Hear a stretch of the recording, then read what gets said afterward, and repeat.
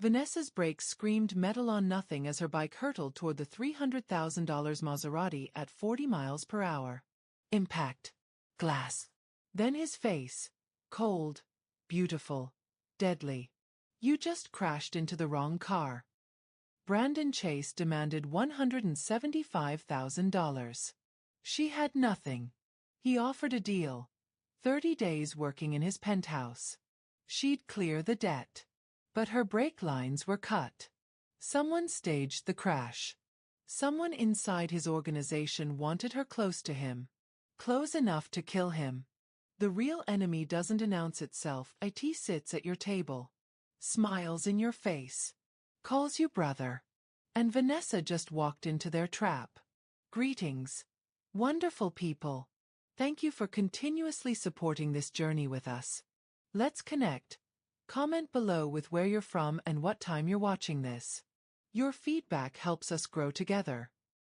And don't forget to like and subscribe to this channel. Sometimes, the real enemy doesn't announce itself with threats or violence. The real enemy sits at your table.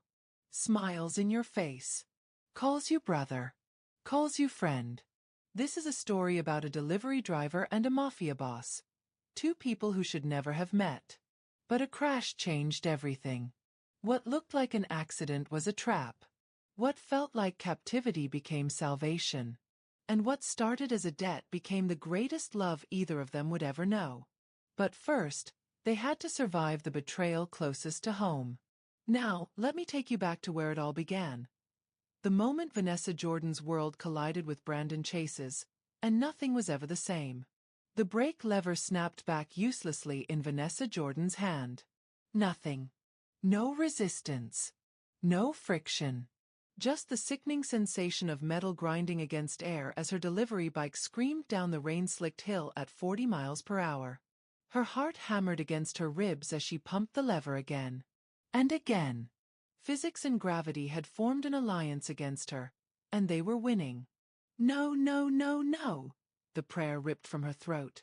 Ahead, the intersection loomed, Lexington and East 67th, where old money met new power, where she had no business being except to deliver someone else's luxury.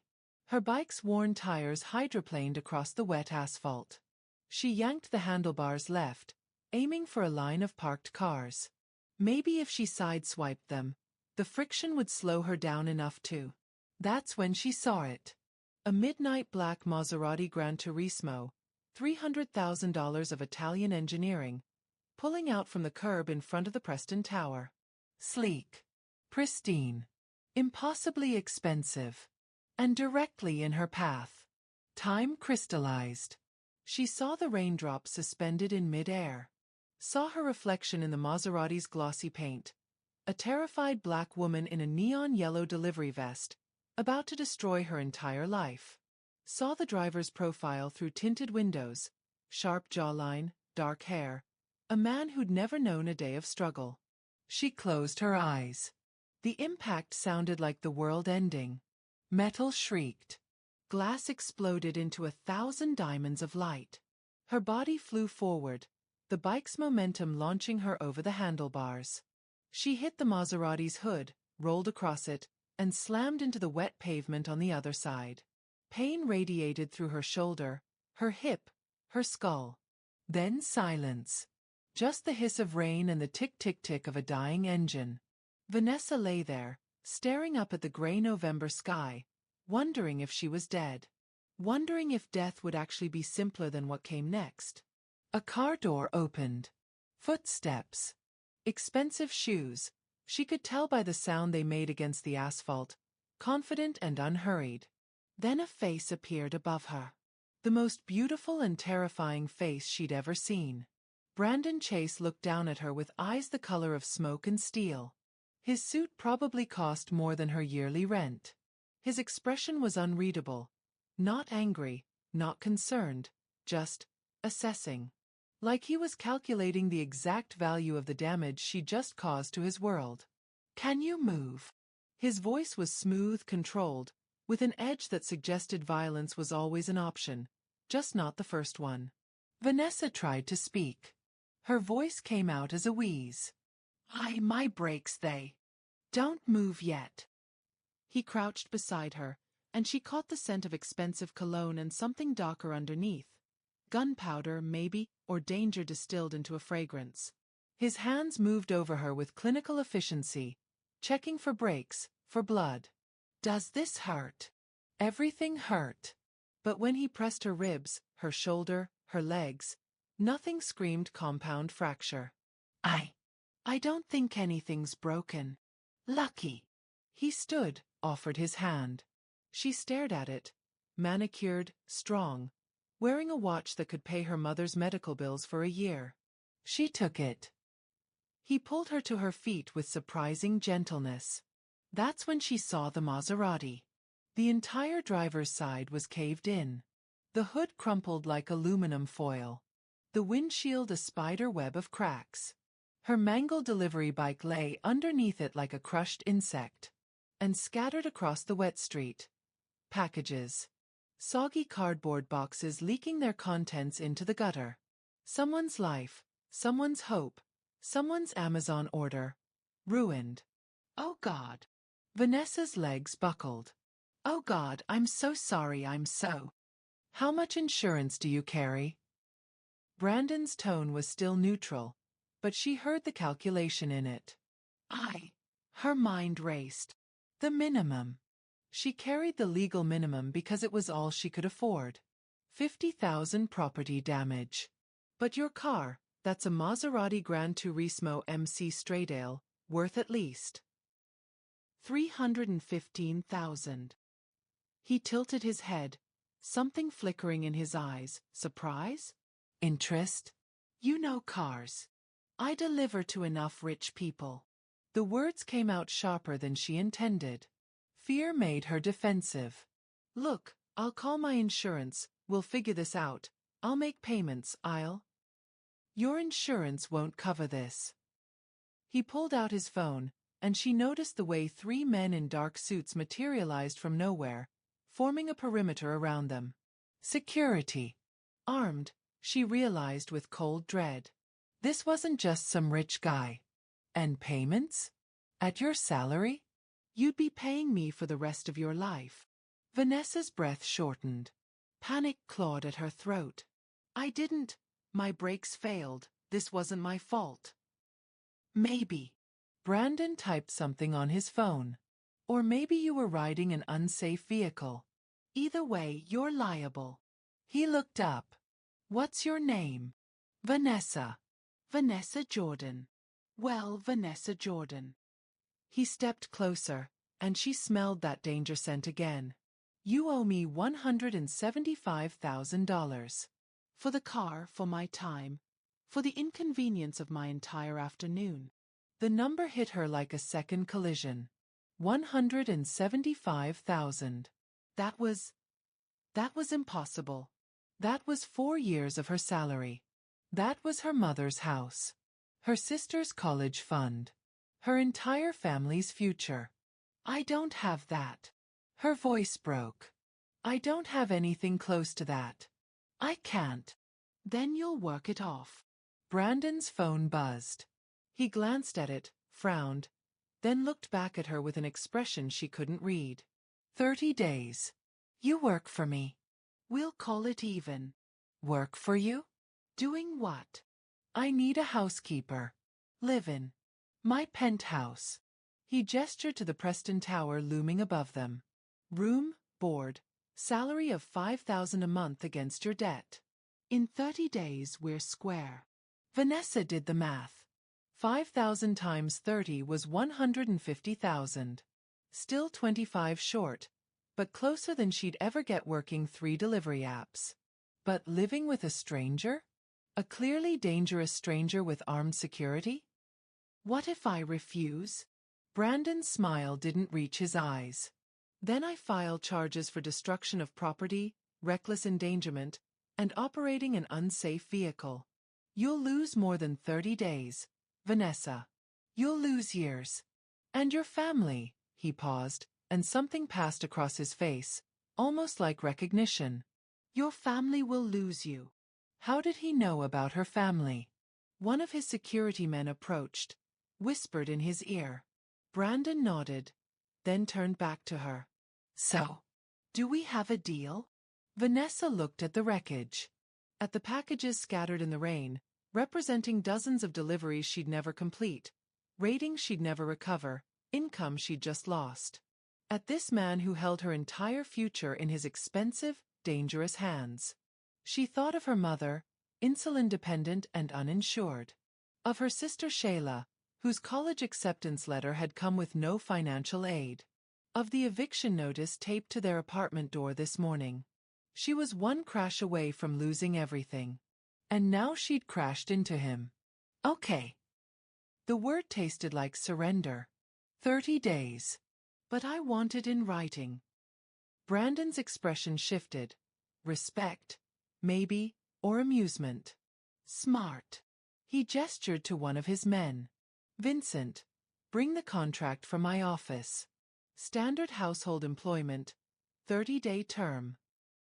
The man named Vincent, tall with cold eyes and a scar across his knuckles, nodded and disappeared into the building. Vanessa stood there in the rain, shivering, as Brandon's other security guards loaded what remained of her bike into a black SUV. As they collected the ruined packages. As they made her problem disappear with the efficiency of people who made problems disappear regularly. You should know, Brandon said quietly, stepping closer so only she could hear. Working for me isn't dangerous. But my world is. Stay professional. Keep your head down. Do your job.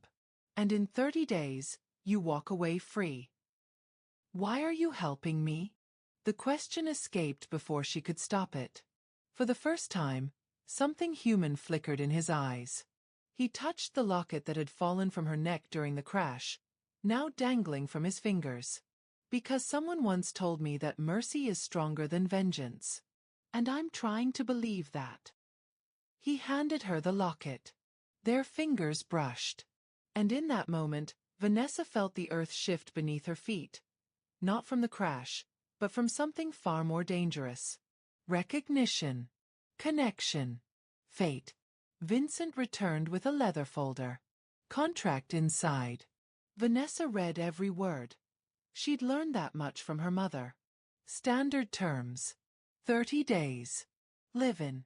5,000 monthly against debt. Termination clause favoring employer. She signed. Brandon signed. And somewhere across the street, hidden in the crowd that had gathered, a man in a maintenance uniform watched. Smiled. Pulled out a burner phone. One text. Phase 1 complete. She's in. Then he walked away, pocketing the small blade he'd used to cut Vanessa's brake lines an hour earlier. In Brandon's pocket, his phone buzzed. A single emoji. Rose. His jaw tightened.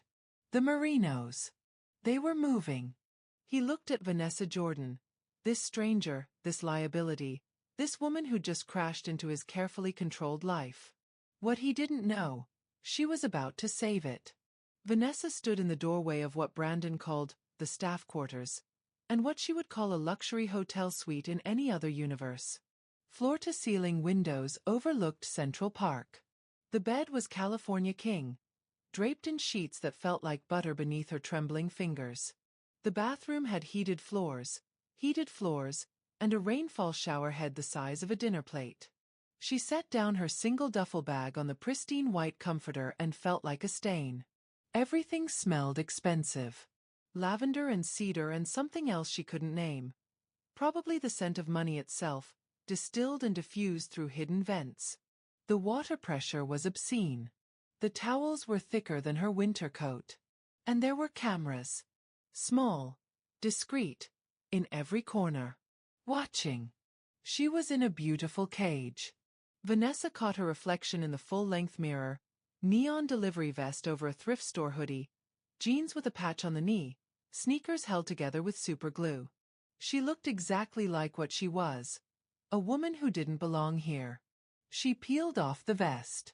Underneath, her shirt had a coffee stain from this morning. This morning, when her biggest problem was making rent. Before the crash. Before Brandon Chase and his smoke-gray eyes and his impossible debt. A knock at the door made her jump. Miss Jordan.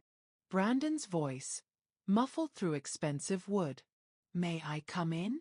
She opened the door. He'd changed into dark slacks and a crisp white shirt, sleeves rolled to his elbows. Casual. Devastating. He held a tablet. I wanted to review the household expectations. His tone was professional, distant, nothing like the almost gentleness when he'd pulled her from the wreckage. I'm rarely home before 8 p.m. I expect meals prepared by 7, though I often eat at my desk. The penthouse should be maintained to these standards. He showed her the tablet. Photos of rooms so pristine they looked uninhabited. Vanessa scrolled through. You want me to dust picture frames daily? Yes. And reorganize your office library by, she squinted, by subject matter and publication date? Is that a problem? She looked up at him. Really looked. There were shadows under his eyes, a tightness around his mouth, and his hands, those manicured powerful hands, had a slight tremor he was trying to hide. This man was exhausted. Wounds so tight he might shatter. No problem, she said quietly. I'll manage it. Something flickered in his expression. Good. I'll leave you to settle in. He turned to go. Mr. Chase. He paused in the doorway but didn't turn around. You could have just let insurance handle this, Vanessa said. You could have called the police. Instead you gave me a contract. A way out. Why? Silence stretched. Then, because someone once did the same for someone I loved. Consider it paying forward a debt I can never repay. He left before she could ask what he meant. That night, Vanessa explored the penthouse like a thief. The kitchen was a chef's dream. Marble countertops, commercial-grade appliances, a wine fridge stocked with bottles worth more than her car used to be. She opened the refrigerator. Takeout containers. Protein shakes. Nothing fresh. Nothing home-cooked. This man had everything and ate like he had nothing. She started cooking. Not because she had to. Her contract didn't start until tomorrow. But because she needed to do something with her hands, with the nervous energy crackling through her. Jerk chicken. Her grandmother's recipe. The only thing she knew how to make that felt like love. The scent filled the penthouse. Allspice, Scotch bonnet peppers, brown sugar, thyme. Familiar. Warm. Home. She didn't hear Brandon enter the kitchen. Didn't know he was there until he spoke. What is that smell? Vanessa spun, spatula in hand like a weapon. He stood in the doorway, jacket discarded, tie loosened, looking more human than he had any right to. I'm sorry, I should have asked, I just thought. It smells incredible. He stepped closer, studying the pan. What is it? Jerk chicken. My grandmother's recipe. I can make you something else if... No. His voice was rough. Can I try it? She plated it for him. Rice and peas on the side. Plantains she'd found in a specialty store delivery from earlier in the week. She watched him take the first bite. Brandon Chase closed his eyes. And for just a moment, the dangerous Mafia boss disappeared. In his place, a man who looked like he was remembering something he'd lost. My mother used to make something like this, he whispered. When I was young. Before. He stopped. Set down the fork. Thank you. You're welcome. They stood there in the kitchen, the city glittering beyond the windows, two strangers connected by a crash, and now this. A moment of unexpected tenderness wrapped in jerk spices and unspoken grief. You didn't have to cook for me, Brandon said. I know. The contract doesn't start until tomorrow. I know that too. So why? Vanessa met his eyes. Because you look like someone who hasn't had a home-cooked meal in a long time. And everybody deserves that. Even you. His jaw tightened. For a second, she thought she'd overstepped. Then he picked up the fork again and ate. Every bite. In silence. When he finished, he stood. Get some rest, Vanessa. Tomorrow will be Long. She nodded. He walked to the door. Stopped. Turned back. That locket you wear. The one that fell during the crash. His voice was carefully neutral. There's a photo inside. A woman. Who is she? Vanessa's hand went to her neck instinctively. My mother. Lorraine Jordan. Why? She watched something pass across his face. Shock, recognition, something almost like pain. No reason. But his voice betrayed him. Good night, Vanessa. He left quickly. Too quickly. In his study, Brandon pulled open a locked drawer. Inside, a photograph in a silver frame. Two women, arms around each other, laughing. One was his mother, Charlotte Chase, beautiful and bright-eyed and alive. The other was black, with the same warm smile, the same gentle eyes. The same face as the woman in Vanessa's locket. Lorraine Jordan. The woman who'd saved his mother's life 23 years ago. Who'd taken a bullet meant for Charlotte during a robbery. Who'd disappeared before his mother could properly thank her, before the Chase family could repay the debt. His mother's dying words echoed in his memory. Find her, Brandon. Find Lorraine Jordan's family. Protect them. Promise me. He'd been searching for 3 years. And tonight, she'd crashed into his car. Brandon's hands shook as he set down the photograph. This wasn't coincidence. Couldn't be. But how? Why now? His phone buzzed. Vincent. Boss, we need to talk. About the girl. Brandon typed back. Tomorrow. Vincent. It can't wait. I have information about the crash. About her. Brandon stared at the message. Then at the photograph. Then at the jerk chicken still warm on his plate. My office. 6 a.m. He walked to his window, looked out at the city. Somewhere in that apartment, his apartment now temporarily, Vanessa Jordan was probably lying awake, terrified, wondering what she'd gotten herself into. She had no idea.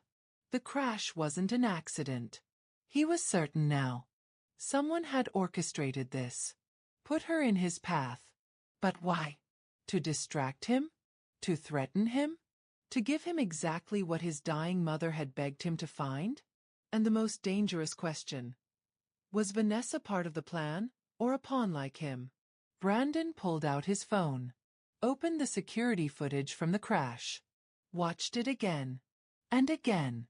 Froze on the frame where Vanessa's hands pumped the brake lever uselessly. Terror. Real, absolute terror. No one was that good an actress. Which meant she was innocent. Which meant someone had cut her brakes. Which meant someone wanted her here badly enough to nearly kill her. The black rose emoji flashed in his mind.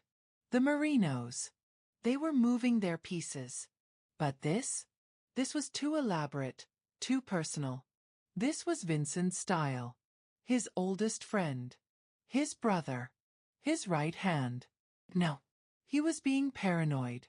Grief and guilt making him see conspiracies where there were only coincidences. But in his world, coincidences were usually just well-planned murders. Brandon opened a new message. Not to Vincent. To Marcus, his head of security. The one man he trusted without question. Deep background check on Vanessa Jordan. Everything. Family, finances, connections, history. And Marcus, check her bike. I want to know why those brakes failed. The reply came immediately. Already on it. Results by morning. Brandon exhaled. Set down the phone. Picked up his fork and finished the jerk chicken. It tasted like hope. And in his experience, hope was the most dangerous thing of all. Vanessa couldn't sleep. The bed was too soft. The room too quiet. Her mind too loud. At 2 a.m., she gave up. Wandered the penthouse in her sleep shirt and shorts, careful to avoid the camera's sightlines, a skill learned from years of navigating hostile spaces. That's when she saw them. Black roses. A dozen of them. Arranged in a crystal vase on Brandon's desk. Her heart stopped. She'd seen those roses before. This afternoon, scattered on the street after the crash, crushed under the Maserati's tires. She'd thought they were from a nearby vendor's display. But these were fresh. Delivered tonight. Vanessa moved closer. Found the card tucked among the thorns. 7 days. Choose wisely. M. Marino? Marcus? Someone else? She took a photo with her phone. Old habit from delivery work. Document everything. Behind her, a floorboard creaked. She spun. Brandon stood in the shadows, gun in hand, pointed at the floor. I heard movement, he said quietly. Then saw what she was looking at. His expression went cold. When did these arrive? I don't know. They were just here. He crossed to the desk, read the card, and something savage flashed in his eyes. He pulled out his phone. Marcus. Someone breached the penthouse. I want security footage from every angle, every entrance, every goddamn. He stopped. Listened. His face went pale. What do you mean the cameras were looped? Vanessa's blood went cold. Someone had been inside. While they slept. While she cooked. While Brandon ate and smiled and almost looked peaceful. Someone who could bypass his security. Who knew his codes. Who wanted him to know they could reach him any time. Brandon ended the call. Looked at Vanessa. Pack your things. What? Why? Because you're not safe here. I'm not safe here. Someone just walked into my home, a home with $15 million in security, and left flowers like it was nothing. He ran his hand through his hair. This is a message. A threat. And you're standing in the middle of it. So you're sending me away? I'm protecting you. From what? He met her eyes. And for the first time since she'd crashed into his car, she saw real fear. From my life. But before he could say more, his phone rang. Unknown number. He answered on speaker. Vincent's voice filled the room. Boss. We have a problem. The Marinos just hit the warehouse on Pier 15. 3 of our guys are dead. They left a message. They want to meet. Tomorrow night.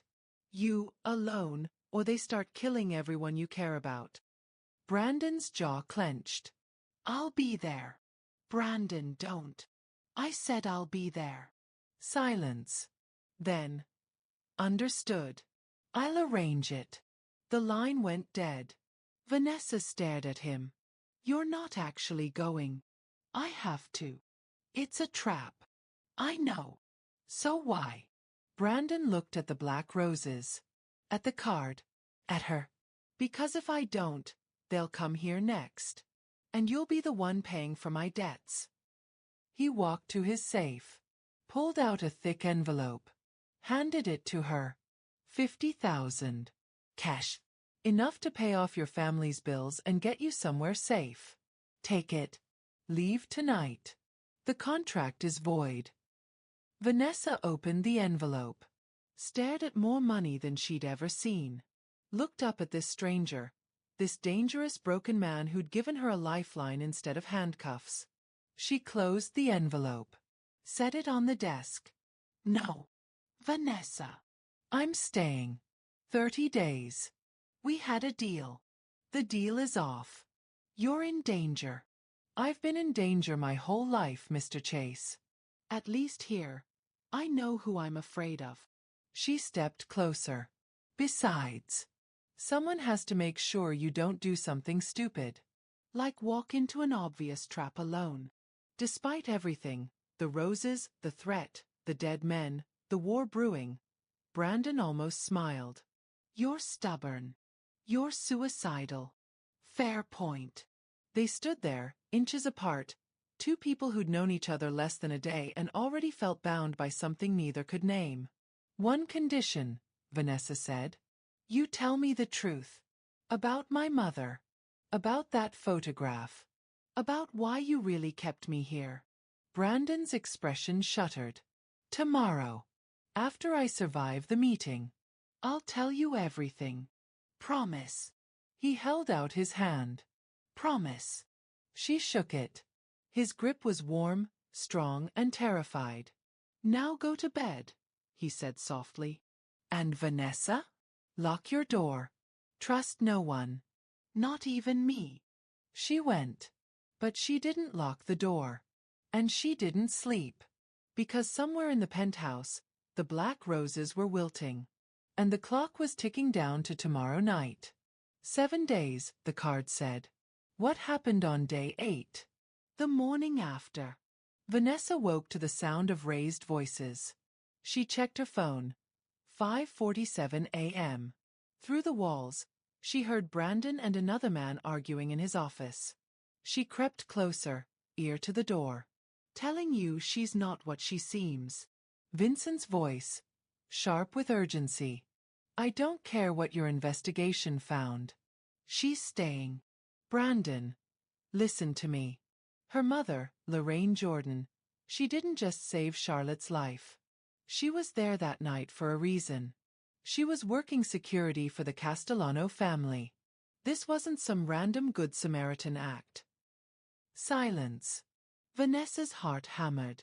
You're saying my mother lied to me? I'm saying there's more to the story.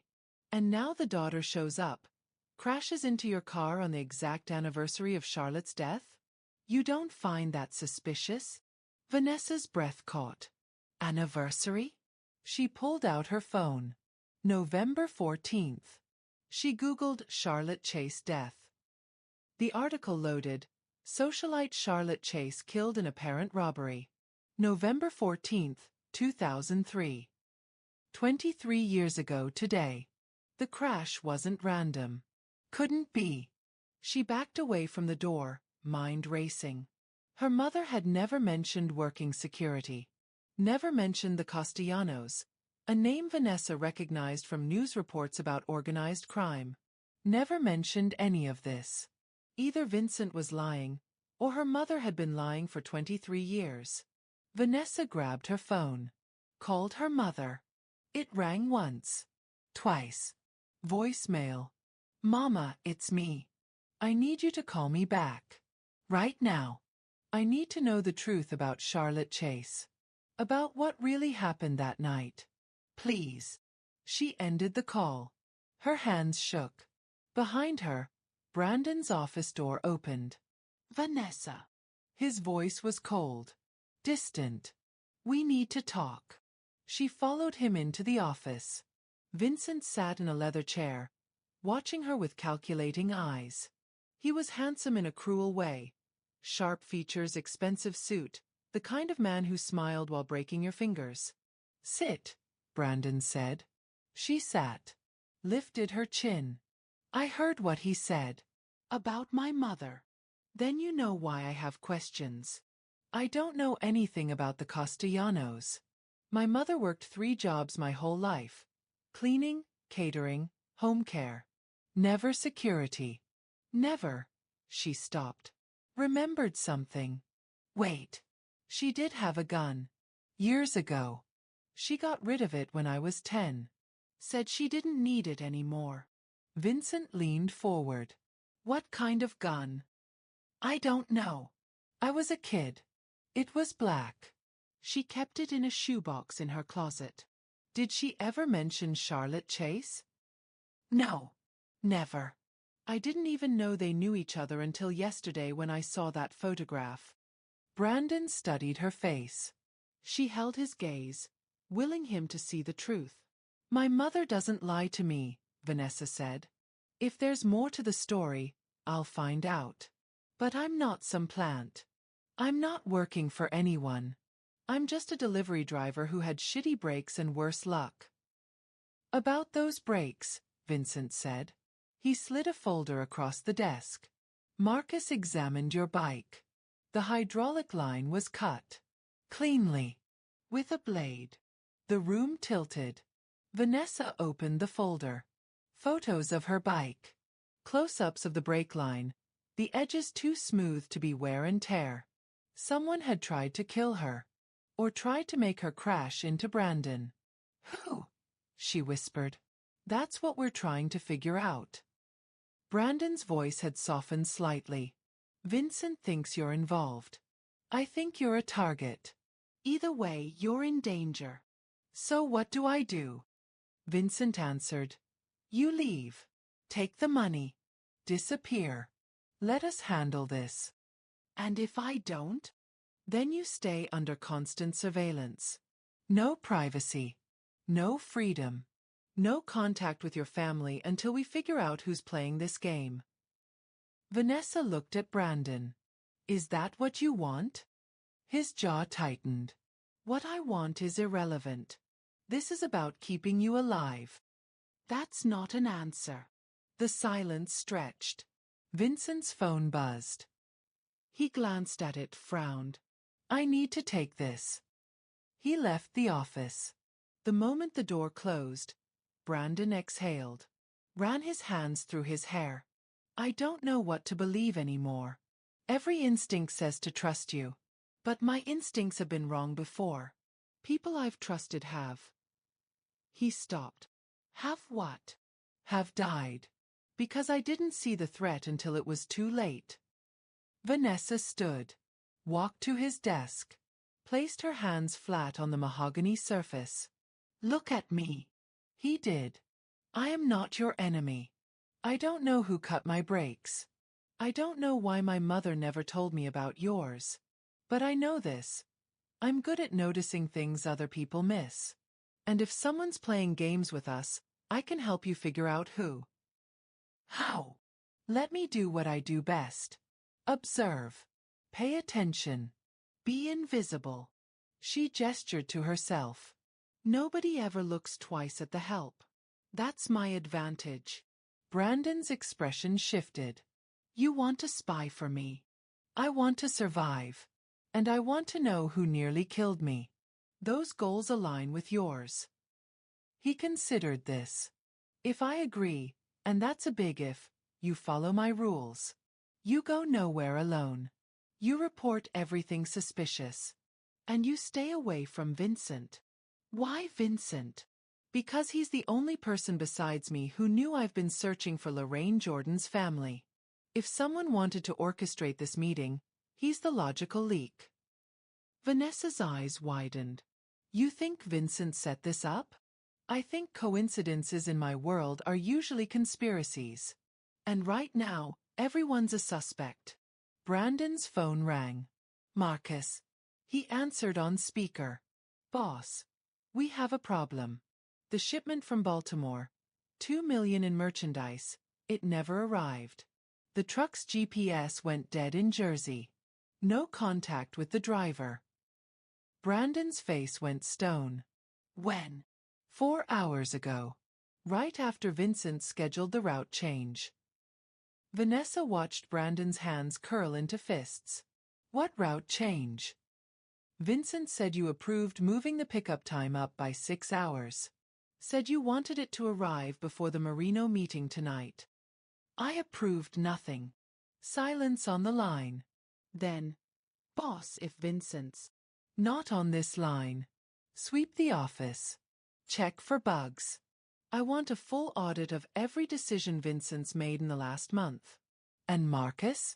Do it quietly. Understood. The call ended. Brandon looked at Vanessa. You're right. Someone's playing games. And I'm starting to think my oldest friend is the one holding the cards. Vanessa moved to the computer. Can I?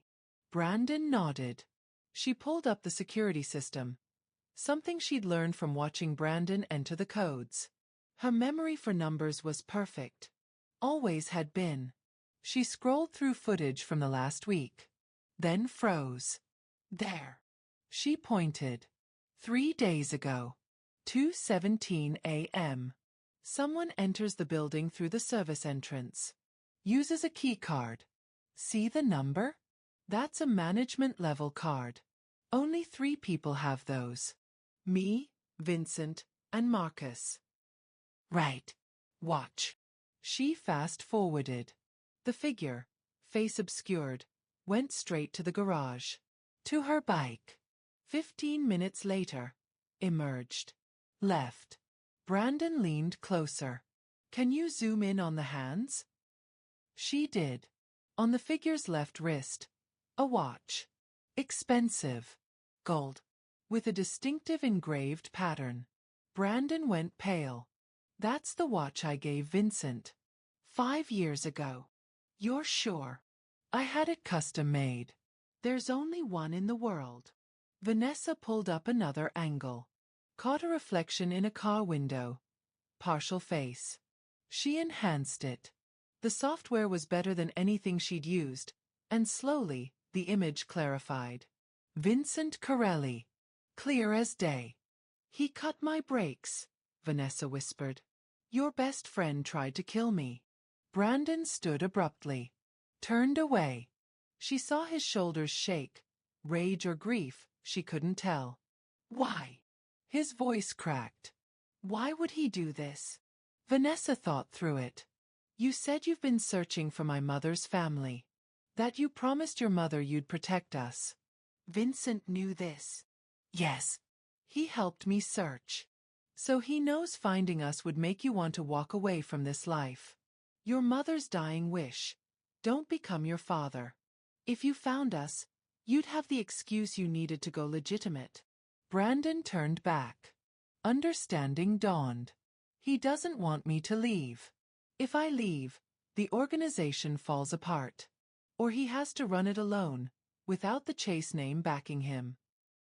Or, Vanessa said carefully, he wants you distracted, emotional, vulnerable, so he can take over while you're focused on protecting me. Jesus. Brandon sat down hard. He staged everything. The crash. The timing. Getting you into my life. Not to give me what my mother wanted, to use it against me. There's more. Vanessa pulled up financial records she'd found while organizing his office yesterday. You're hemorrhaging money. Small amounts. 50,000 here. 75,000 there. All approved by Vincent. All going to shell companies. Show me. She did. Transaction after transaction. Over 2 years, Vincent had siphoned nearly $5 million. He's been planning this for years, Brandon said. Building his own empire with my money. And now he's positioning himself to take over completely. A knock at the door. Vincent entered without waiting for permission. The Marinos moved the meeting up. Tonight. 7 p.m. Neutral ground. Dante's restaurant, La Rosanera. Brandon's expression betrayed nothing. Fine. You'll need a +1. They specified. Said it shows good faith, that you're not expecting violence. I'll bring Marcus. They want a date. A woman. Someone who looks harmless. Vincent's eyes slid to Vanessa. Perfect opportunity to show them you've got personal interests now. Distractions. Vanessa felt the trap close. Vincent wanted her there. Wanted her visible. Vulnerable. Brandon met her eyes. A silent question. Can you do this? She nodded imperceptibly. Fine, Brandon said. Vanessa comes with me. Vincent smiled. I'll arrange the details. Oh, and boss?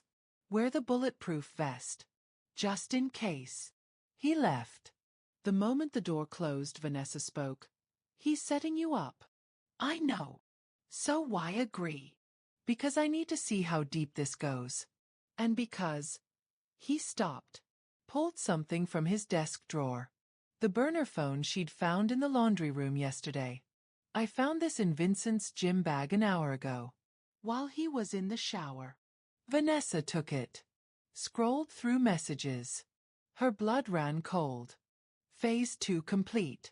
Boss suspects nothing. Proceed with dinner. Marinos are ready.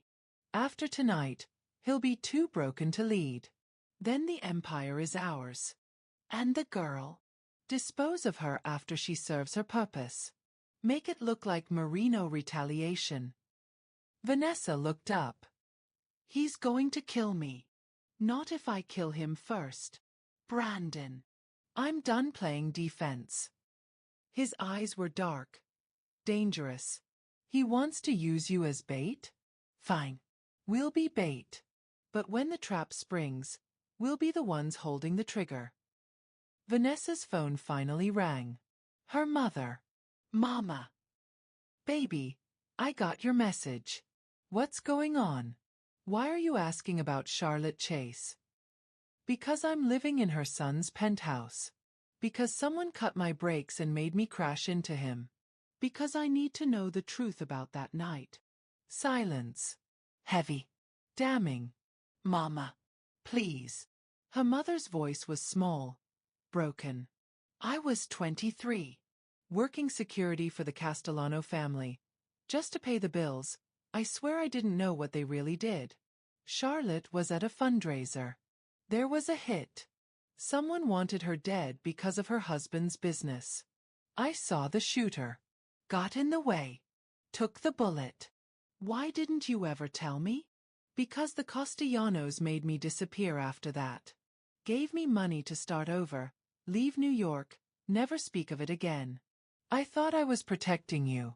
Protecting Shayla. If people knew I was connected to that world, to those families. She sobbed. I thought it was over. I thought we were free. Did you know Charlotte had a son? That she made him promise to find us? No. I swear. Vanessa. I never saw her again after that night. She sent me letters for a while, but the Castellanos intercepted them. Said contact was too dangerous. Vanessa closed her eyes.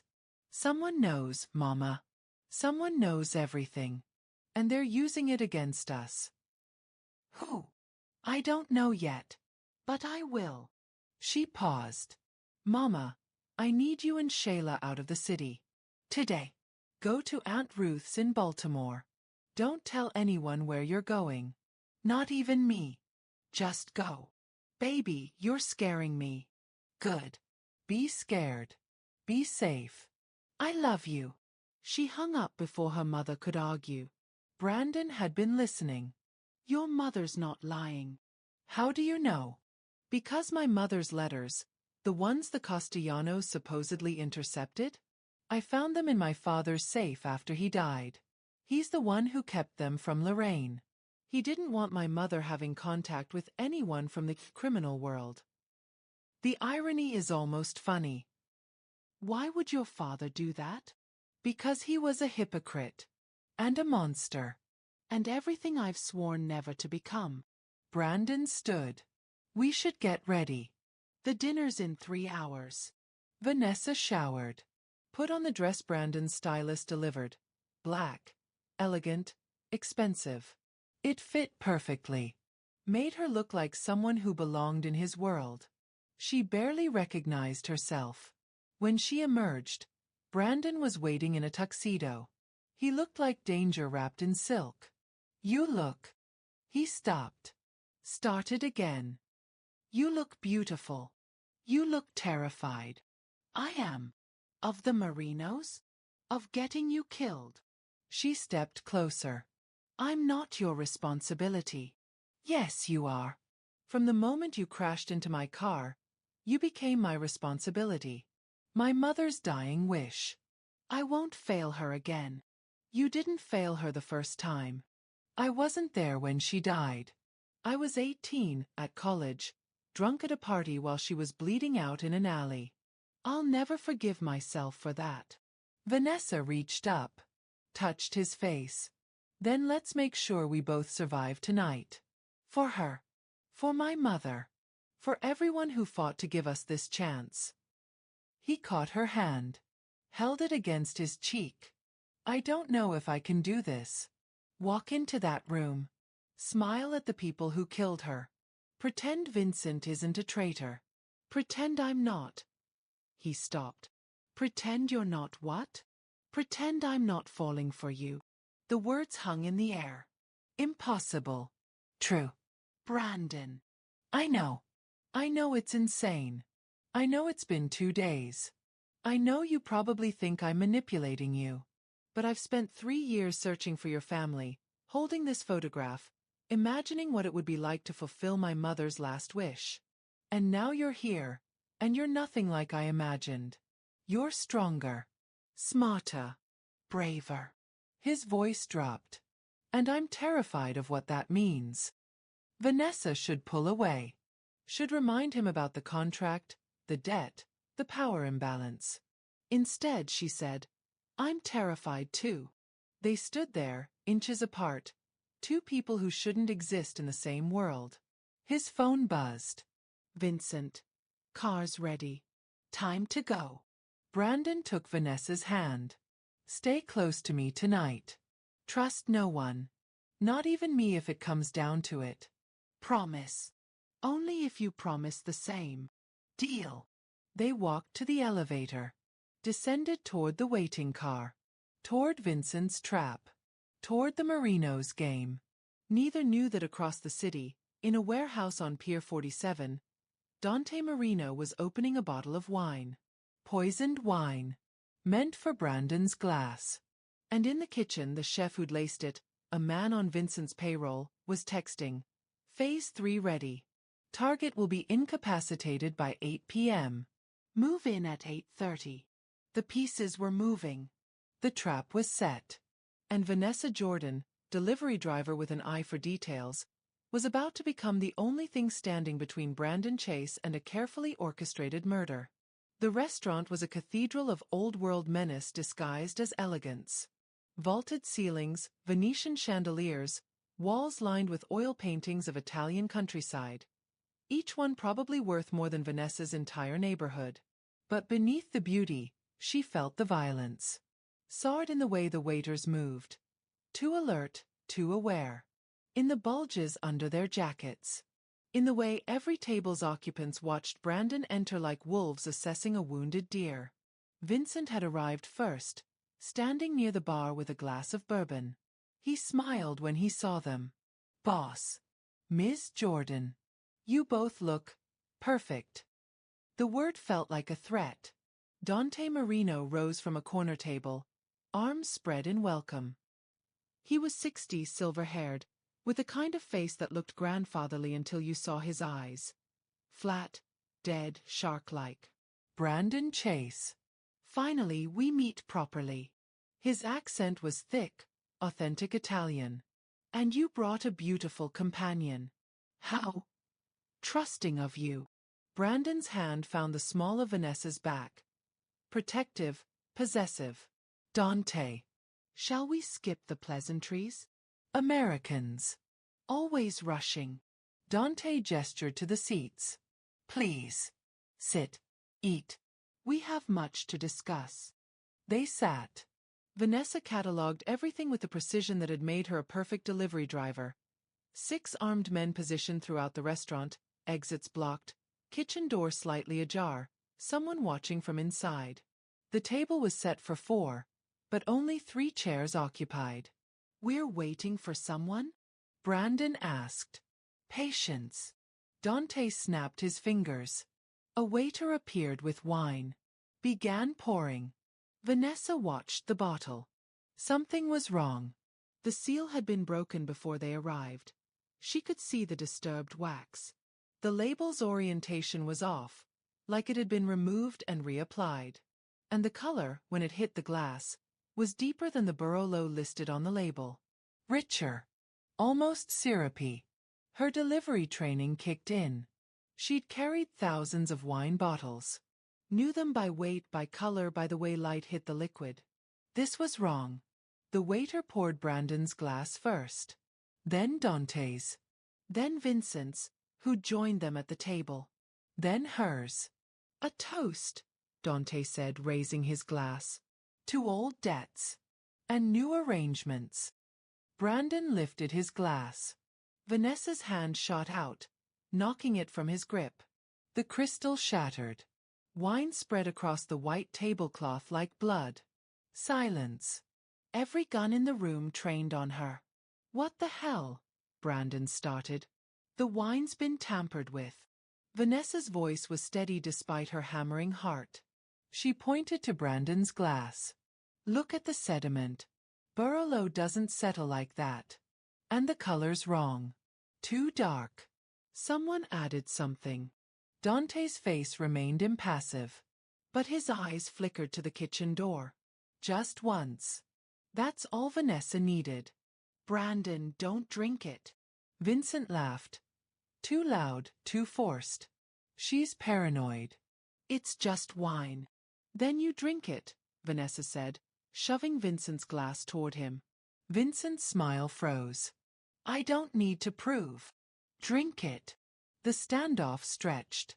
Then Vincent picked up the glass, brought it to his lips, and stopped. Set it down. Actually, I'm more of a Scotchman.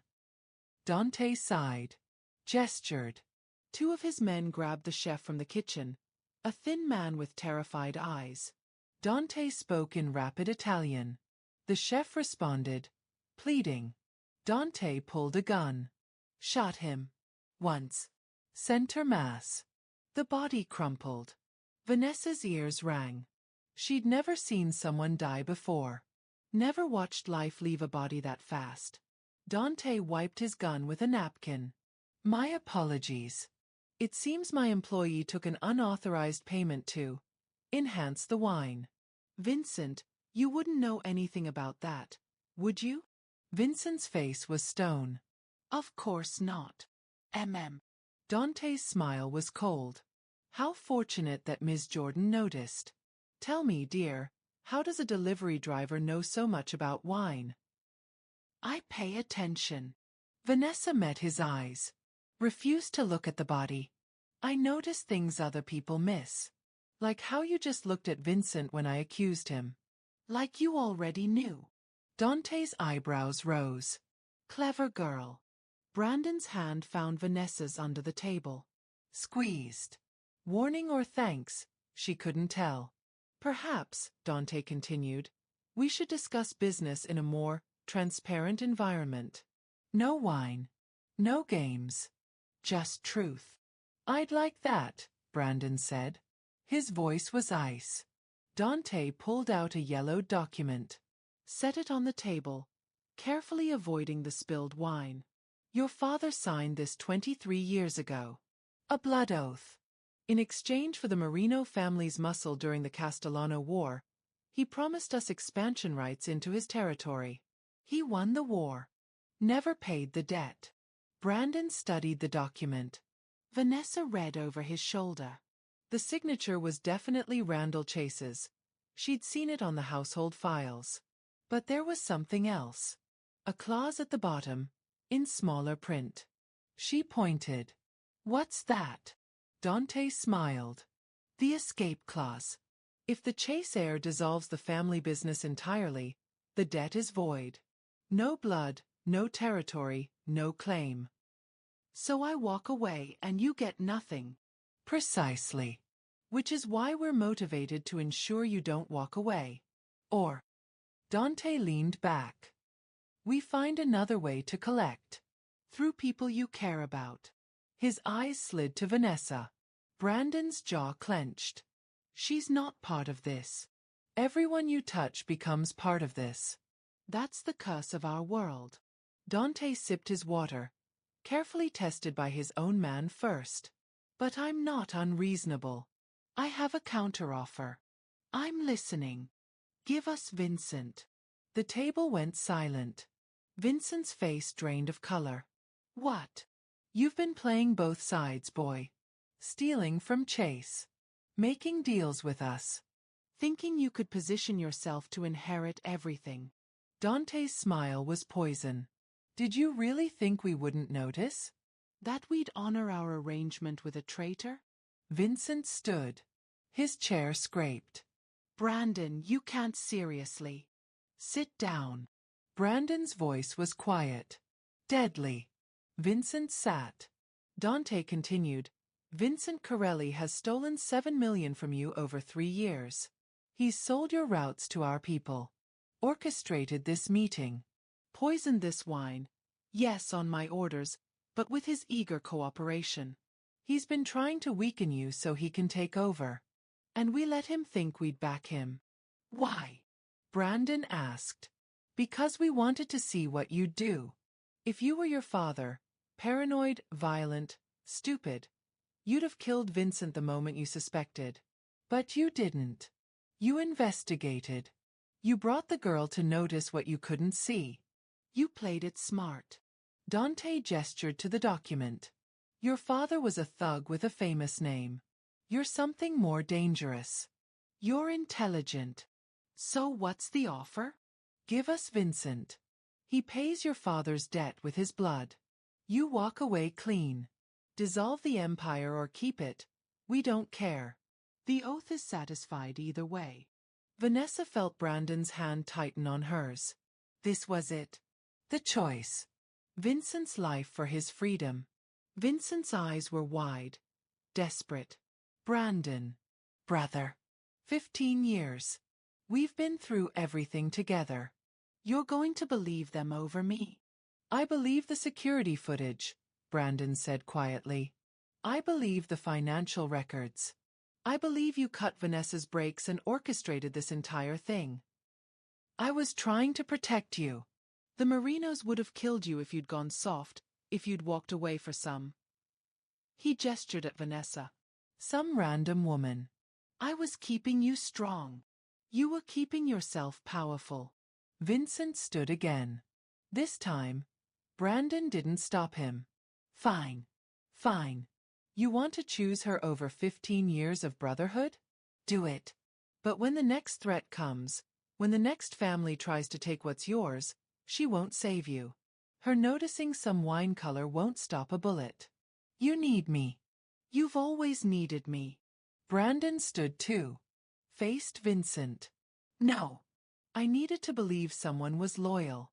You destroyed that. And now. He looked at Dante. He's yours. Dante snapped his fingers. His men grabbed Vincent. Vincent fought. Screamed. Brandon.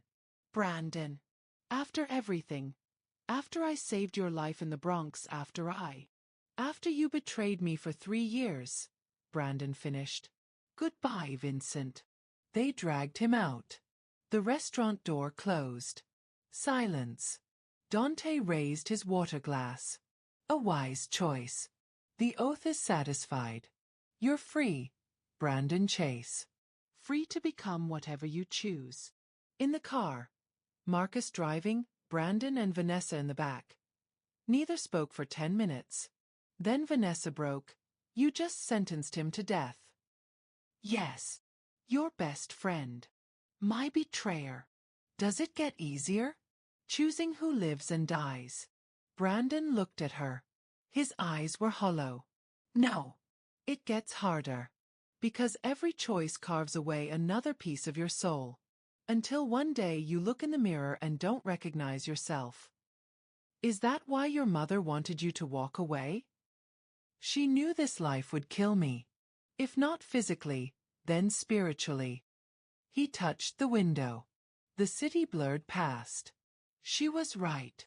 Vanessa shifted closer. What he said about needing him. About me not being able to protect you from bullets. He was right too. Was he? I'm not a soldier, Brandon. I'm a delivery driver with good observation skills. That's it. That's not it. He turned to her.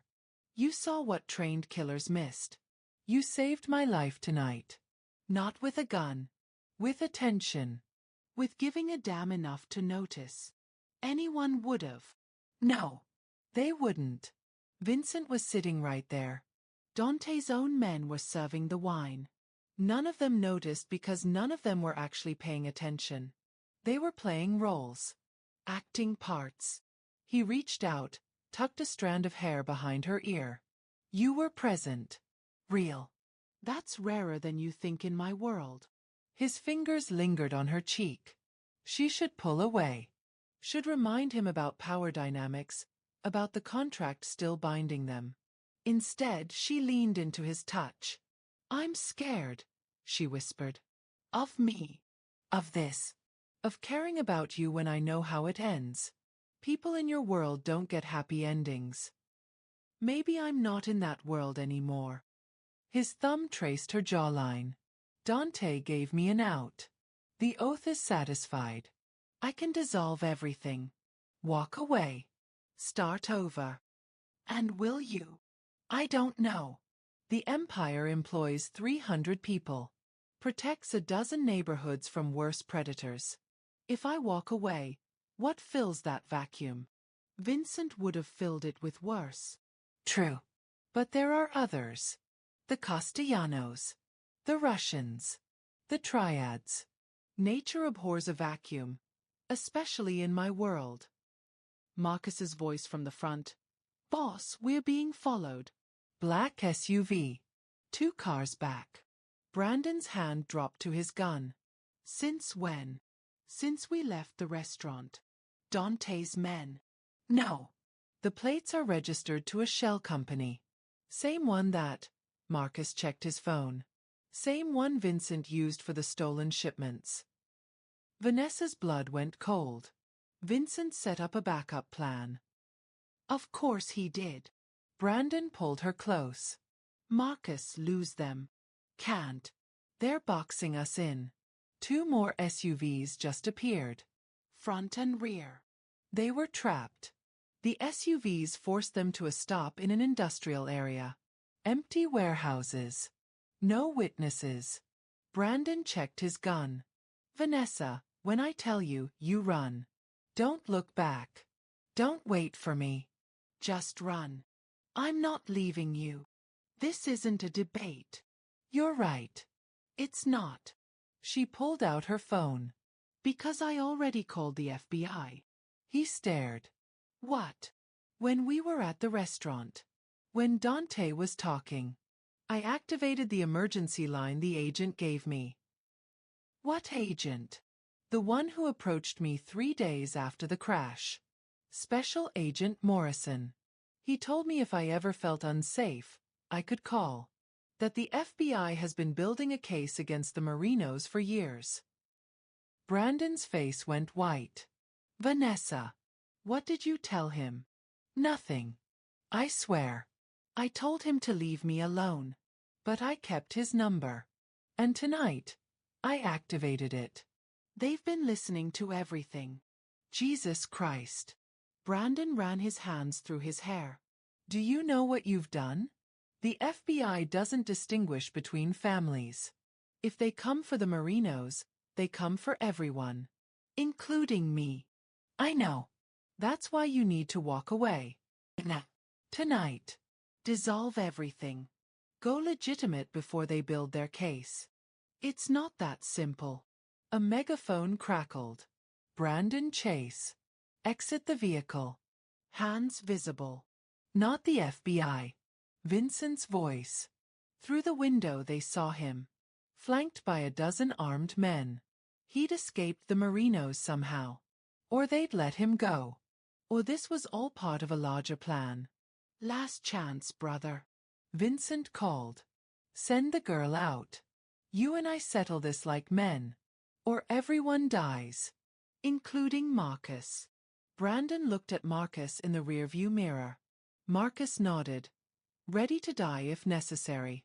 Then Brandon looked at Vanessa. What would your mother do? She asked quietly. Charlotte. If she were here, what would she tell you? He closed his eyes. She'd tell me that revenge is a poison. That violence only breeds more violence. That the bravest thing I could ever do is walk away. Then do it. If I walk out there unarmed, he'll kill me. Then don't walk out there. Vanessa squeezed his hand. Trust me. I have an idea. Vanessa took Brandon's phone. Texted Vincent. Give me 2 minutes. I'm coming out alone. We can make a deal. Vincent's response. 1 minute. Or I start shooting. She kissed Brandon. Hard. Fast. Desperately. What are you doing?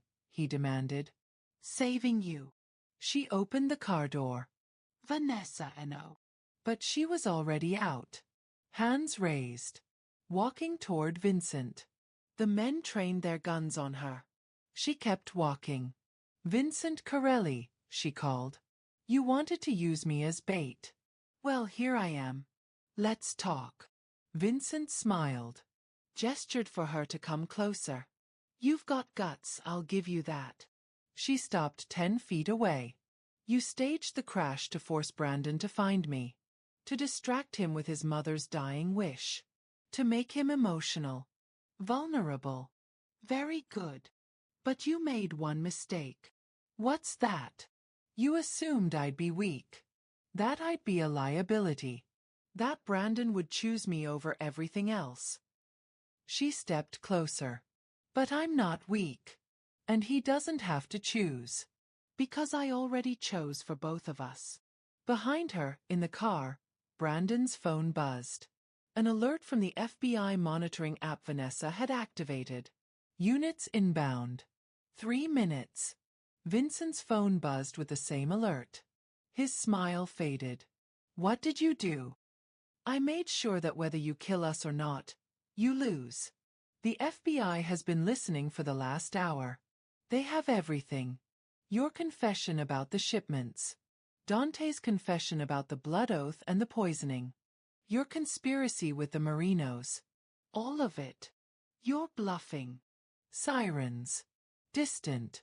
Getting closer. Vincent's men shifted nervously. Am I? Vanessa asked. You taught me one thing tonight, Vincent. The real enemy sits at your table. But you forgot. I was sitting at that table too. And I was paying attention. Vincent raised his gun. Aimed at her head. Then I'll kill you before they arrive. You could. But that makes you a cop killer witness. Right now, you're just conspiracy and theft. Manageable charges with the right lawyer. Kill me and you're done. The sirens were louder. Flashing lights visible. Vincent's hand shook. Brandon emerged from the car. Gun drawn. Vincent. It's over. Let her go. So you can walk away? Start your perfect new life. Vincent's voice cracked. After everything I did for you? You did it for yourself. You always have. The FBI vehicles screeched into the lot. Agents poured out. FBI. Everyone on the ground. Now. Vincent looked at Brandon. At Vanessa. At the life he tried to steal slipping away. He lowered his gun. Dropped it. Went to his knees. As agents swarmed, cuffing Vincent and his men, Brandon reached Vanessa. Pulled her into his arms. Held her like she was the only solid thing in a collapsing world. You're insane, he breathed into her hair. You're welcome. I thought I was going to watch you die. Instead, you watched me save us. She pulled back. Met his eyes. I see you, Brandon. Not the Mafia boss. Not the name. Not the power. I see the man who makes jerk chicken taste like hope. Who keeps his mother's photograph on his desk. Who'd rather die than become his father. I see you. He kissed her. Slow. Deep. Desperate. Around them, agents arrested his enemies. Seized his empire. Dismantled his world. And he didn't care. Because for the first time in 15 years, Brandon Chase felt free. Special Agent Morrison sat across from Brandon and Vanessa in the FBI field office. The fluorescent lights were harsh, unforgiving. Outside the interrogation room, Vincent was being processed. 15 counts of fraud, conspiracy, attempted murder. You're free to go, Mr. Chase, Morrison said, sliding a document across the table. Immunity agreement. Full cooperation in exchange for 0 charges. Your testimony puts away the Merinos and Corelli. Clean slate. Brandon stared at the paper. What's the catch? You dissolve Chase Enterprises within 90 days. Every criminal operation shuts down. You go legitimate or you go to prison. Those are your options. Vanessa watched Brandon's face. This was it. The choice his mother had begged him to make. The freedom he'd never thought possible. He signed. Morrison stood. Smart man. Miss Jordan, walk with me. In the hallway, Morrison handed Vanessa a folder. We've been watching the Chase organization for 3 years. When you crashed into his car, we thought it was our way in. We approached you, offered you deals.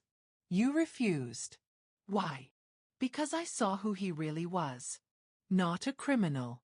A man trying to honor his mother. Most people wouldn't see that. Most people don't pay attention. She opened the folder. Inside, photos of her mother, young, in security uniform. Photos of Charlotte Chase. And one photo that made her breath catch. Both women, arms around each other, laughing. On the back, Charlotte's handwriting. To my sister in all but blood. Thank you for giving me tomorrow. Love, C. Your mother saved more than Charlotte's life that night, Morrison said. She saved her soul. Charlotte was planning to leave Randall Chase, take Brandon, disappear. The Castellanos were helping her. That's why she was at the fundraiser. Meeting with their people. The hit was ordered by Randall himself. He found out about the escape plan. Vanessa's knees buckled. Morrison steadied her. Charlotte survived because Lorraine got in the way. But she never got another chance to leave. Randall kept her prisoner in that marriage until the Marinos killed her 20 years later. She spent those years trying to protect Brandon from becoming his father, making him promise to walk away. And searching for my mother, Vanessa whispered. To thank her. To fulfill a debt. A debt that just saved her son's life. Morrison smiled. Poetic, isn't it? When Vanessa returned to the interrogation room, Brandon was staring at his hands. She sat beside him. Took those hands in hers. Your father ordered the hit that almost killed your mother, she said gently. My mother saved her. And your mother spent 20 years trying to protect you from becoming him. Brandon's eyes filled with tears. She never told me. Because she loved you.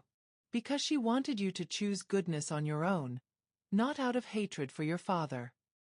I wasted so much time, he choked. Trying to honor a man who tried to murder her. Building an empire on his blood. You didn't know. But you know now. And now you can choose differently. He pulled her close. I choose you. I choose the life my mother wanted. I choose to be worthy of the sacrifice your mother made. Then let's build it together. 3 weeks later, Vanessa stood in the penthouse, soon to be sold, making breakfast. Real breakfast. Pancakes, eggs, the jerk chicken sausage she'd taught Brandon to love. He emerged from the bedroom in sweatpants and a t-shirt. No suit. No gun. Just a man learning to be human. I have a meeting with the lawyers at 10, he said, stealing a piece of sausage. Final dissolution paperwork. Then I'm officially unemployed. Unemployed and rich. Poor baby. He laughed. Actual joy in the sound. I've been thinking about your idea. The logistics company. Employing people who need second chances. And I want in. Partner with me. Chase Jordan Solutions. Security consulting and logistics. We use my connections, your skills, and we build something clean. Vanessa turned off the stove. Faced him. You're serious. I've never been more serious about anything. Except. He reached into his pocket. Pulled out her locket, the one that had fallen during the crash. He'd had it repaired, polished. Except maybe this. He opened it. Inside. New photos. Charlotte and Lorraine on one side. Brandon and Vanessa on the other. Past and future, he said. If you'll have me. She kissed him. Tasted hope and pancakes and possibility. Yes. To all of it. The business. The future. You. They spent the day planning. Sketching out business models. Calling potential clients from Brandon's legitimate contacts. Laughing when they disagreed about office locations. Kissing when they agreed. That evening, Vanessa's mother and sister visited. Lorraine cried when she saw Brandon, the baby she'd helped save, now a man. Shayla grilled him about business plans with the sharp intelligence that would make her a perfect hire. Some shadows, she'd learned, never fully disappear. But that night, wrapped in Brandon's arms, she chose to believe in the light. The threat arrived 3 days later. Not via text. Via Marcus. He stormed into their new office, a modest space in Brooklyn, nothing like the penthouse, and threw a folder on the desk. The Marinos aren't done. Dante's son, Leo, is calling in the blood oath. Says Vincent's death wasn't enough. Says you owe them Brandon's territory or Brandon's life. He's given you 72 hours. Brandon opened the folder. Photos of Vanessa. Of her mother. Of Shayla. All taken in the last week.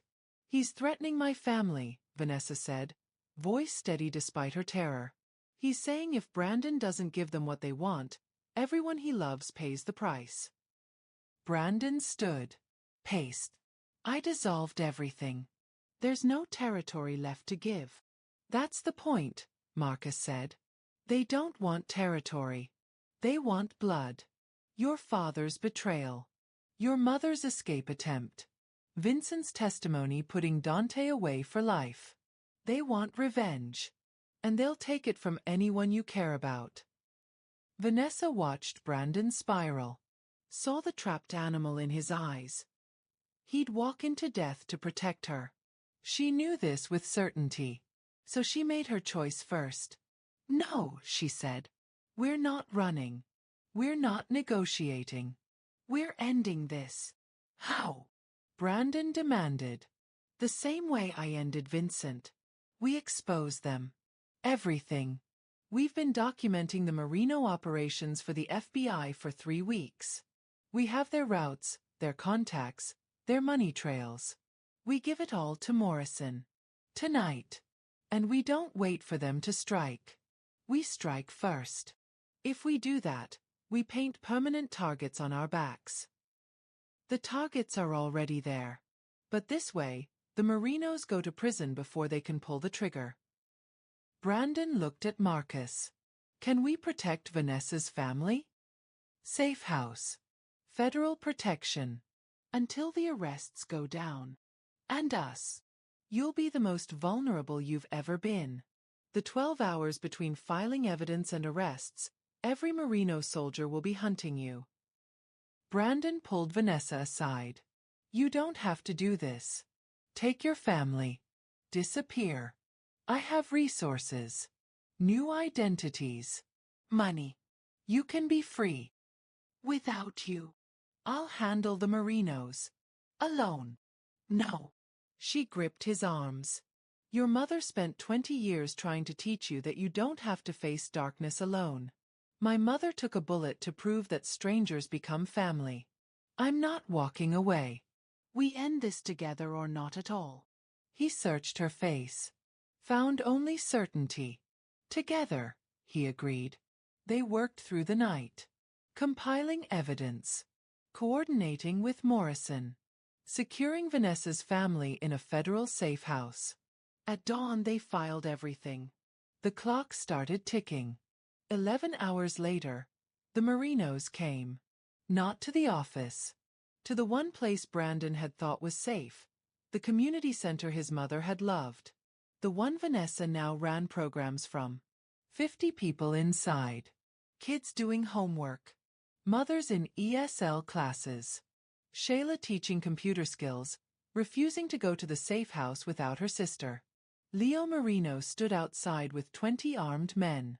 Brandon and Vanessa were inside when Marcus called. They're coming. FBI is 10 minutes out. Can you hold? We don't have a choice. Brandon locked the doors. Turned to the terrified families. Everyone to the basement. Quietly. Vanessa helped shepherd them down. Shayla grabbed the youngest kids. Lorraine organized the mothers. Within 2 minutes, the main floor was empty except for Brandon, Vanessa, and Marcus. Leo's voice boomed through a megaphone. Brandon Chase. You have 2 minutes. Come out or we come in. The FBI. Vanessa started. Won't get here in time, Brandon finished. He checked his gun. Looked at her. I need you in the basement. With your family. No. I'm the one who filed the evidence. I'm the one who started this. I stay. A window shattered. Smoke grenade. Then another. Another. The assault began. Brandon and Marcus returned fire. Vanessa stayed low, calling play-by-play to Morrison on her phone. 20 men. East and west entrances. They're trying to flank. Bullets ripped through walls. Marcus took one to the shoulder. Went down. Brandon dragged him to cover. Vanessa applied pressure to the wound with her scarf. This is suicide, Marcus gasped. You need to run. Not anymore. Brandon reloaded. I spent 15 years running from who I was supposed to be. I'm done running. Leo's men breached the east door. Brandon dropped 2. Then 3. But they kept coming. Vanessa saw it first.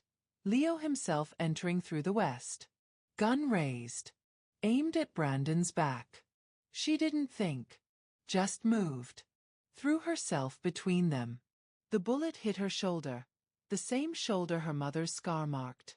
The same place her mother had taken a bullet for Charlotte. History repeating. Debt repaid. Circle closed. She went down.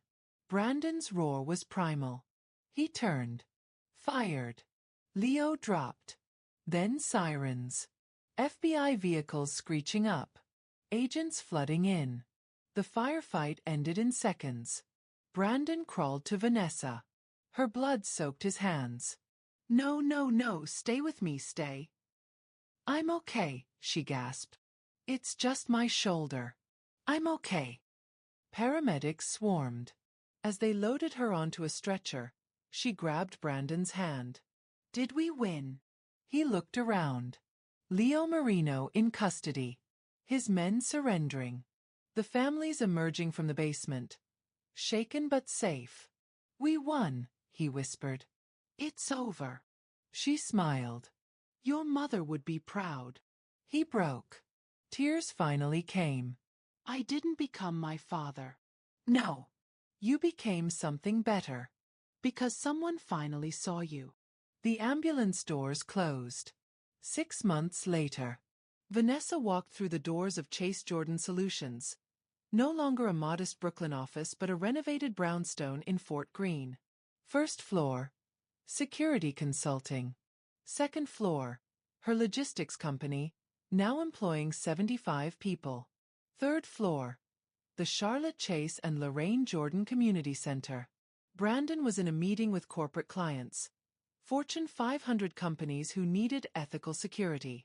She watched through the glass. He wore a suit, but differently now. Lighter. Free. When the meeting ended, he found her in their shared office. Kissed her. How was physical therapy? Painful. Worth it.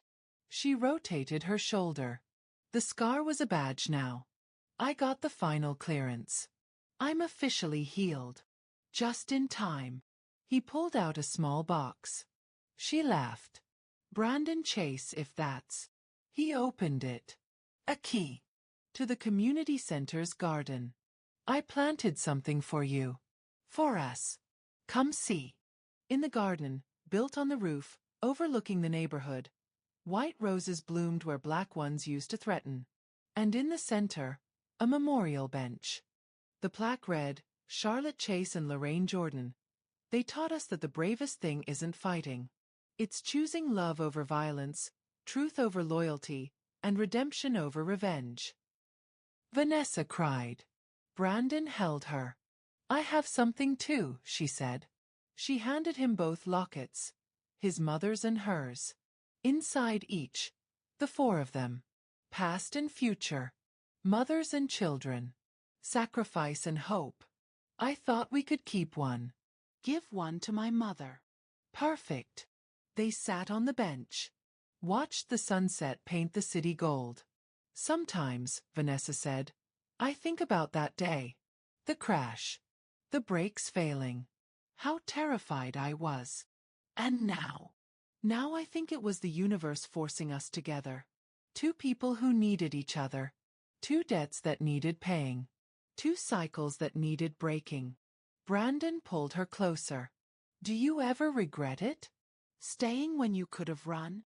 Never. Do you? Regret finding you? Falling for you? Building this life? He kissed her temple. Not for a single second. A delivery van pulled up. Vanessa's company logo on the side. The driver waved, a former convict Brandon had hired, given a second chance. We did it, she whispered. We actually built something good from all that darkness. We're still building it. Every day. Together. Always together. As the sun set on their city, on their new life, on the empire they'd burned to build something better, neither looked back. Because sometimes the real enemy does sit at your table. And sometimes, the stranger you crash into saves your life. And sometimes, just sometimes, love born in wreckage becomes the strongest foundation of all. The real enemy often sits at your table. Those closest to us can betray us deepest. But courage isn't about fighting every battle. It's about knowing when to walk away from inherited violence. Trust must be earned through truth, not assumed through history. And sometimes the people society overlooks, the invisible, the powerless, see truths that the powerful miss. Real strength is choosing transformation over revenge, building over destroying, and loving despite the cost.